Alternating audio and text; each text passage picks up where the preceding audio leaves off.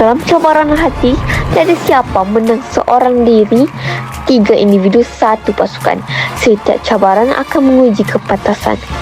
Tetapi kemenangan sebenar bukan ditentukan oleh siapa yang paling pantas. 3 rencana menanti, adakah mereka hanya akan menjadi pesaing atau menjadi sebuah pasukan? Sila baca apa yang tertulis dalam sampul ini.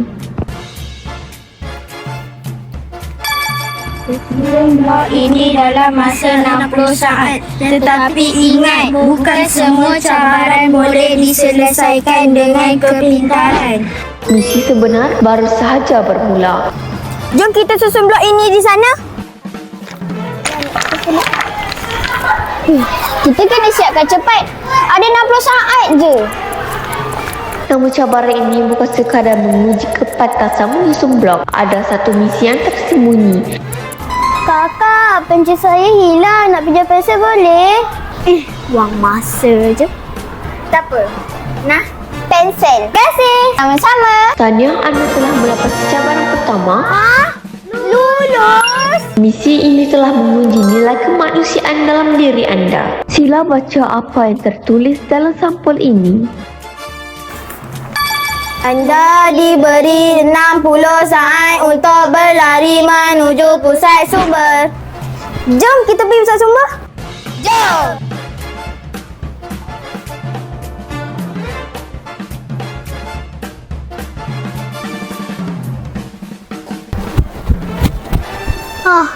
Sikit lagi nak sampai.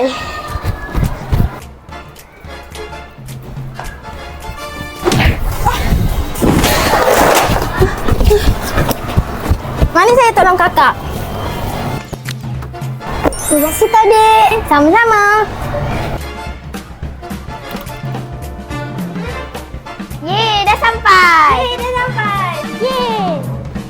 Yeay, dah sampai. Yeay. Tanya, anda semua telah berjaya menyelesaikan misi hormat dalam cabaran hati ini. Anda menghormati kakak senior yang terjatuh bukunya lantas membantunya. Sila baca apa yang tertulis dalam sampul ini. Sepanjang laluan ke kantin, akan ada seseorang yang memerlukan bantuan. Kena pasti keperluannya dan bertindak tanpa diminta. Alah, lupa bawa duit. Dalam poket pun tak ada duit. Saya lapar. Ada budak bersedia lah kat situ. Ha? Mana? Nah, kakak belanja. Alhamdulillah. Terima kasih kakak. Tak ada siapa nak makan dengan saya.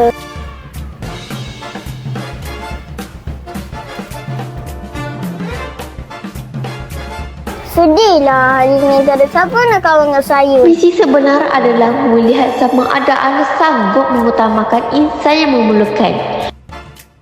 Adik kenapa? Apa masalah adik?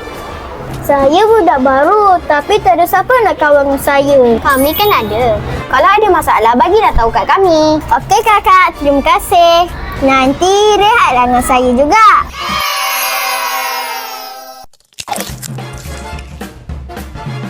Sila baca apa yang tertulis dalam sampul ini.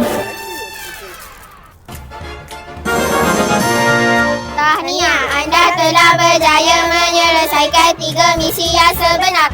Anda bukan sekadar menamatkan cabaran, tetapi berjaya membina nilai seorang insan. Kita menang?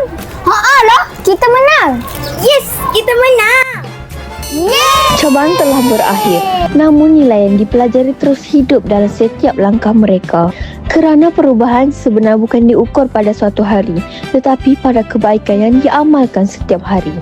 Setiap misi yang dilalui bukan sekadar untuk mengumpul lencana, tetapi untuk membentuk pribadi yang lebih mulia. Mereka terus mengamalkannya dalam setiap langkah di sekolah kerana mereka sedar seorang juara bukan dikenang kerana berjaya menamatkan suatu cabaran, tetapi kerana mampu mengekalkan akhlak yang baik walaupun tiada lagi pertandingan.